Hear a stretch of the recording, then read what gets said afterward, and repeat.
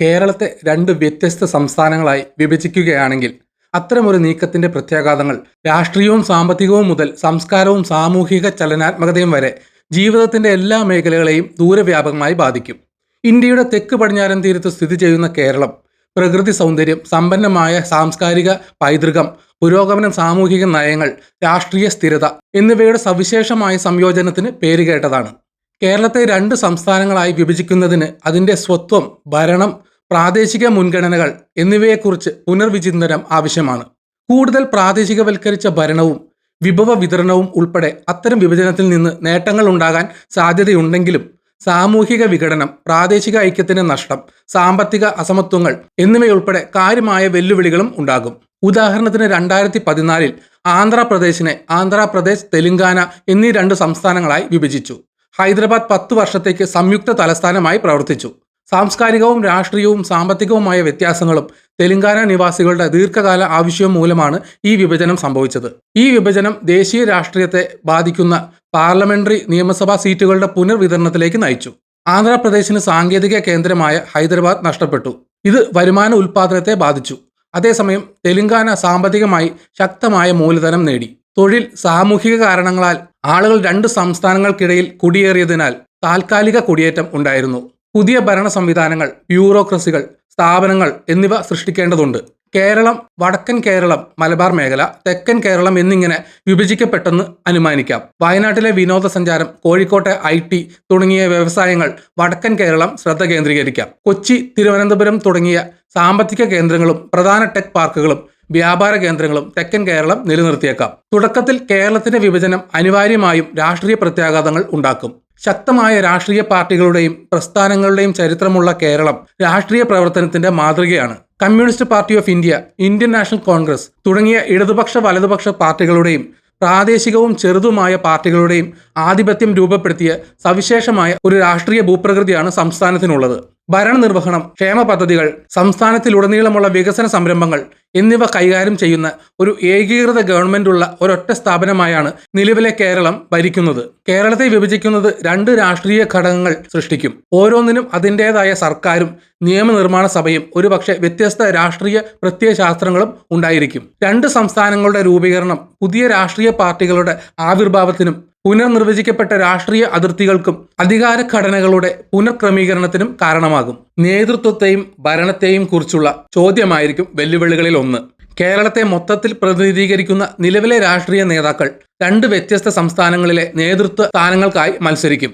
പുതിയ സംസ്ഥാനങ്ങളിൽ പാർട്ടികൾ ആധിപത്യത്തിനായി മത്സരിക്കുമ്പോൾ രാഷ്ട്രീയ ശത്രുത കൂടുതൽ ശക്തമാകും. കേരളത്തിന്റെ വിഭജനം എന്നതിനർത്ഥം പുതുതായി രൂപീകരിച്ച സംസ്ഥാനങ്ങളിലെ ജനങ്ങൾക്ക് അവരുടെ സ്വന്തം സർക്കാരുകളെ തിരഞ്ഞെടുക്കേണ്ടി വരും. ഇത് രാഷ്ട്രീയ വ്യവഹാരത്തിൽ വിഭജനത്തിലേക്ക് നയിച്ചേക്കാം. അത്തരമൊരു പിളർപ്പ് ഉണ്ടായാൽ രണ്ട് പ്രദേശങ്ങളിൽ നിന്നും പുതിയ നേതാക്കൾ ഉയർന്നു വന്നേക്കാം. ഓരോരുത്തരും അതത് നിയോജക മണ്ഡലങ്ങളുടെ താൽപ്പര്യങ്ങളെ പ്രതിനിധീകരിക്കാൻ ലക്ഷ്യമിടുന്നു.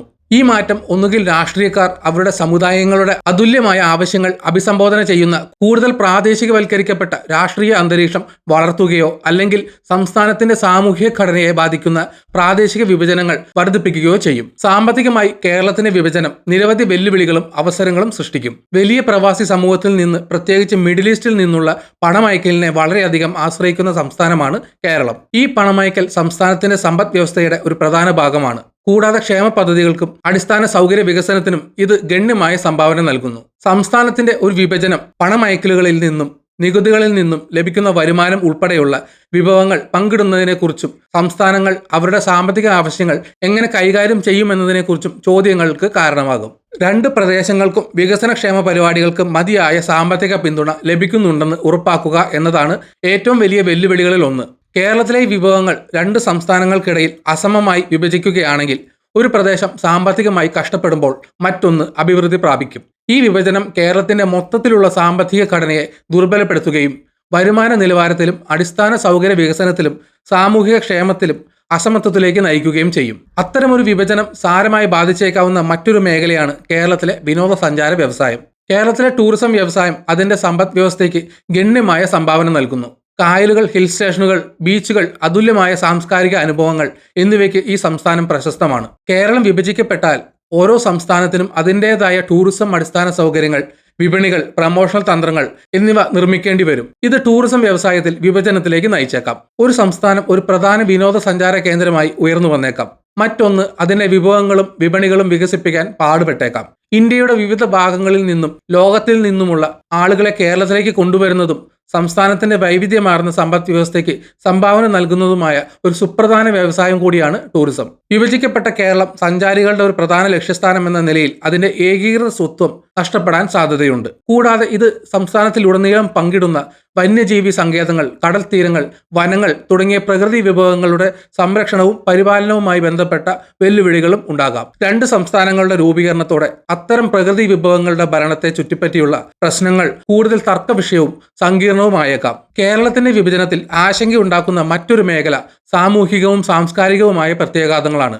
ഹിന്ദുക്കൾ, മുസ്ലിങ്ങൾ, ക്രിസ്ത്യാനികൾ, വിവിധ തദ്ദേശീയ വിഭാഗങ്ങൾ എന്നിവയുൾപ്പെടെ വിവിധ സമുദായങ്ങൾ സമാധാനപരമായി സഹവസിക്കുന്ന സാമൂഹികവും മതപരവുമായ ഐക്യത്തിന്റെ നീണ്ട ചരിത്രമാണ് കേരളത്തിനുള്ളത്. പുതിയ പ്രാദേശിക സ്വത്വങ്ങൾ രൂപപ്പെടാൻ തുടങ്ങുന്നതോടെ കേരളത്തെ രണ്ട് സംസ്ഥാനങ്ങളായി വിഭജിക്കുന്നത് ഈ സമുദായങ്ങൾക്കിടയിൽ വേർപിരിയലിന് കാരണമാകും. രാഷ്ട്രീയവും ഭൂമിശാസ്ത്രപരവുമായ വിഭജനത്തെ അടിസ്ഥാനമാക്കിയുള്ള വ്യത്യസ്തമായ പ്രാദേശിക സ്വത്വങ്ങൾ സൃഷ്ടിക്കുന്നതിലൂടെ കേരളം ഇന്ന് ആസ്വദിക്കുന്ന സാംസ്കാരിക ഐക്യം ദുർബലപ്പെടുത്താം. ഭാഷ, കലകൾ, സാഹിത്യം, ഉത്സവങ്ങൾ എന്നിവയുൾപ്പെടെ എല്ലാ മേഖലകളിലെയും ജനങ്ങളെ ബന്ധിപ്പിക്കുന്ന ഒരു സാംസ്കാരിക പൈതൃകമാണ് സംസ്ഥാനത്തിനുള്ളത്. കേരളം രണ്ടായി വിഭജിക്കപ്പെട്ടാൽ ഈ പൊതുവായ സാംസ്കാരിക ഇഴകൾ ലയിപ്പിക്കുകയും സംസ്ഥാനത്തിന്റെ കൂട്ടായ സാംസ്കാരിക ഘടനയേക്കാൾ പ്രാദേശിക സ്വത്വങ്ങൾക്ക് മുൻഗണന നൽകുകയും ചെയ്യുമെന്നതാണ് ഭയം. കൂടാതെ സംസ്ഥാനത്തുടനീളം വ്യാപിച്ചു കിടക്കുന്ന ചെറിയ സമുദായങ്ങൾക്ക് രണ്ട് പ്രദേശങ്ങളിൽ ഒന്നിൽ പുതിയ ന്യൂനപക്ഷ സ്ഥാനങ്ങളിൽ സ്വയം കണ്ടെത്താനാകും. ഇത് സാംസ്കാരികവും സാമൂഹികവുമായ പിരിമുറുക്കങ്ങളിലേക്ക് നയിച്ചേക്കാം.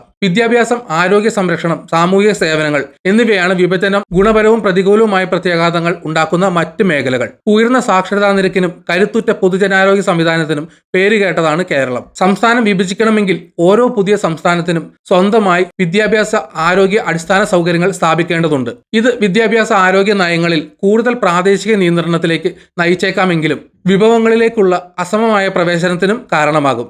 ഒരു സംസ്ഥാനത്തിന് വിദ്യാഭ്യാസത്തിനായി കൂടുതൽ ധനസഹായവും വിഭവങ്ങളും ലഭ്യമാകുമ്പോൾ മറ്റൊന്ന് അതിന്റെ ജനസംഖ്യയുടെ ആവശ്യങ്ങൾ നിറവേറ്റാൻ ബുദ്ധിമുട്ടിയേക്കാം. കേരളത്തിന്റെ ഏകീകൃത പൊതുജനാരോഗ്യ സംവിധാനം മറ്റു സംസ്ഥാനങ്ങൾക്ക് ഒരു മാതൃകയാണ്. ഈ വിഭജനം ആരോഗ്യ സേവനങ്ങളുടെ ഫലപ്രാപ്തിയെയും വ്യാപനത്തെയും തടസ്സപ്പെടുത്തും. ചെറുതും സമ്പന്നമല്ലാത്തതുമായ സംസ്ഥാനത്തിന് ഉയർന്ന നിലവാരമുള്ള വിദ്യാഭ്യാസത്തിനും ആരോഗ്യ സംരക്ഷണത്തിനും തുല്യമായ പ്രവേശനം ഉറപ്പാക്കുന്നതിൽ ബുദ്ധിമുട്ടുകൾ നേരിടേണ്ടി വന്നേക്കാം. ഇത് ആത്യന്തികമായി സംസ്ഥാനത്തിന്റെ വികസനത്തെയും പൗരന്മാരുടെ ക്ഷേമത്തെയും ബാധിക്കും. സാമൂഹിക സേവനങ്ങളുടെ കാര്യത്തിൽ ക്ഷേമ ആനുകൂല്യങ്ങളും ദാരിദ്ര്യ നിർമ്മാർജ്ജന പരിപാടികളും നൽകുന്നതിൽ കേരളം ഗണ്യമായ പുരോഗതി കൈവരിച്ചിട്ടുണ്ട്. സമൂഹത്തിലെ ഏറ്റവും പാർശ്വവൽക്കരിക്കപ്പെട്ട വിഭാഗങ്ങൾക്ക് പോലും ഭക്ഷണം, സാമൂഹിക സുരക്ഷ തുടങ്ങിയ അടിസ്ഥാന സേവനങ്ങൾ ലഭ്യമാണെന്ന് ഉറപ്പാക്കുന്നതിനാണ് ഈ പരിപാടികൾ രൂപകൽപ്പന ചെയ്തിരിക്കുന്നത്. രണ്ട് സംസ്ഥാനങ്ങളുടെ രൂപീകരണം കേന്ദ്ര സർക്കാർ ധനസഹായത്തിനുള്ള മത്സരത്തിലേക്ക് നയിച്ചേക്കാം. ഇത് ദുർബലരായ ജനങ്ങൾക്ക് വിഭവങ്ങളുടെ അസമമായ വിതരണത്തിന് കാരണമായേക്കാം. ഒരു സംസ്ഥാനം നിർദ്ദിഷ്ട ക്ഷേമ സംരംഭങ്ങൾക്ക് മുൻഗണന നൽകിയേക്കാം.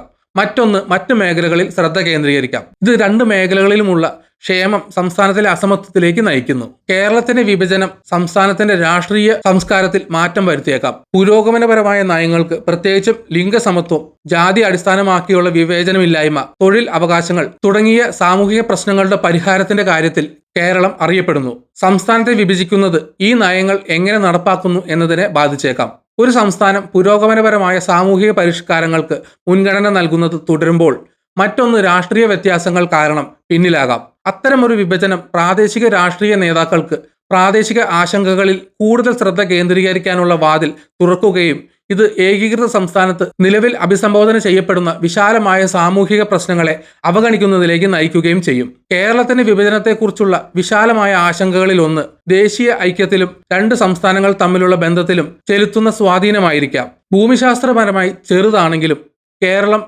ഇന്ത്യയിൽ കാര്യമായ രാഷ്ട്രീയവും സാംസ്കാരികവുമായ പ്രാധാന്യം വഹിക്കുന്നു. അതിന്റെ വിഭജനം രാജ്യത്തിന്റെ മറ്റ് ഭാഗങ്ങളിലേക്ക് തരംഗങ്ങൾ അയച്ചേക്കാം. കേരളത്തിന്റെ വിഭജനത്തെക്കുറിച്ചുള്ള ചർച്ച രാജ്യത്തുടനീളം സംസ്ഥാന പദവിയെയും പ്രാദേശിക സ്വയംഭരണത്തെയും കുറിച്ചുള്ള ചർച്ചകൾക്ക് ആക്കം കൂട്ടുകയും ഇന്ത്യയുടെ മറ്റ് ഭാഗങ്ങളിൽ പുതിയ സംസ്ഥാനങ്ങൾ സൃഷ്ടിക്കണമെന്ന ആവശ്യത്തിലേക്ക് നയിക്കുകയും ചെയ്യും. വിവിധ ഗ്രൂപ്പുകൾ അവരുടെ പ്രദേശങ്ങളിൽ കൂടുതൽ സ്വയംഭരണവും നിയന്ത്രണവും തേടുന്നതിനാൽ അത്തരമൊരു മാറ്റം രാഷ്ട്രീയ കാലാവസ്ഥയെ അസ്ഥിരപ്പെടുത്തുകയും പ്രാദേശിക പിരിമുറുക്കങ്ങൾക്ക് കാരണമാകുകയും ചെയ്യും. മറുവശത്ത് ഭിന്നിച്ച കേരളത്തിന് കൂടുതൽ കേന്ദ്രീകൃതമായ ഭരണം കൊണ്ടുവരാൻ കഴിയും.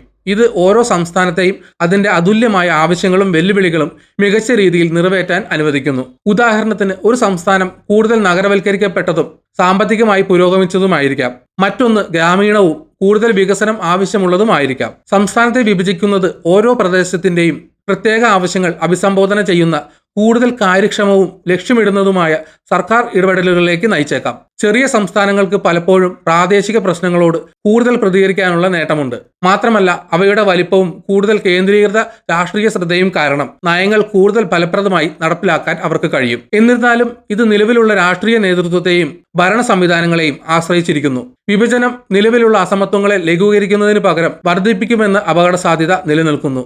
കേരളത്തെ 2 സംസ്ഥാനങ്ങളായി വിഭജിക്കുന്നത് അവസരങ്ങളും വെല്ലുവിളികളും കൊണ്ടുവരും. രാഷ്ട്രീയമായി പ്രാദേശിക പ്രാതിനിധ്യം വർദ്ധിപ്പിക്കുന്നതിനും കൂടുതൽ പ്രതികരിക്കുന്ന സർക്കാരിനും സാധ്യതയുള്ള പുതിയ നേതൃത്വത്തിന്റെയും ഭരണ സംവിധാനങ്ങളുടെയും രൂപീകരണത്തിലേക്ക് ഇത് നയിക്കും. സാമ്പത്തികമായി ഈ വിഭജനം നിലവിലെ വിഭവങ്ങളുടെ സന്തുലിതാവസ്ഥയെ തടസ്സപ്പെടുത്തുകയും ഇരു സംസ്ഥാനങ്ങളും തമ്മിലുള്ള അസമത്വം സൃഷ്ടിക്കുകയും ടൂറിസം, കൃഷി തുടങ്ങിയ വ്യവസായങ്ങളെ ബാധിക്കുകയും ചെയ്യും. സാമൂഹികമായി കേരളത്തിന്റെ വിജയത്തിലെ പ്രധാന ഘടകമായ ഐക്യത്തെ ദുർബലപ്പെടുത്താം. 2 പ്രദേശങ്ങളും അവരുടെ വ്യത്യസ്ത സ്വത്വങ്ങൾ രൂപപ്പെടുത്താൻ തുടങ്ങുമ്പോൾ സാംസ്കാരിക വിഘടനം ഉണ്ടായേക്കാം. മാത്രമല്ല, വിദ്യാഭ്യാസം, ആരോഗ്യ സംരക്ഷണം, സാമൂഹിക ക്ഷേമ പരിപാടികൾ എന്നിവയിലെ സ്വാധീനം വ്യത്യാസപ്പെടാം.